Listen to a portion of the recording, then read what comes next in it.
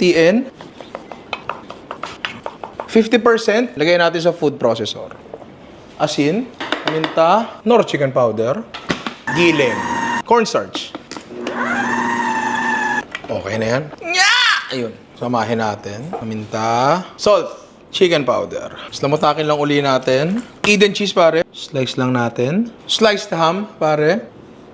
Iro-roll lang natin yan. Cling wrap. Chicken mixture natin. Sasara natin. Tapos kikendihin natin yan. Ganda. Gawa tayo sa usawan. Mayonnaise, garlic, parsley, milk, salt, pepper, sugar. Tapos gilingin lang natin yan.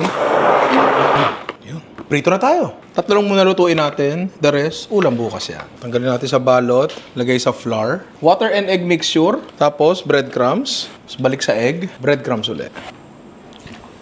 Patong nyo sa isa, tapos let it roll. Ganon. Perfect kulay, perfect shape.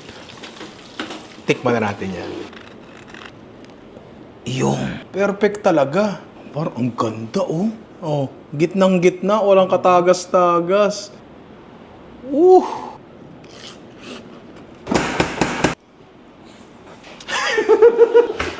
Try nyo, pare. Matutuwa na inyo.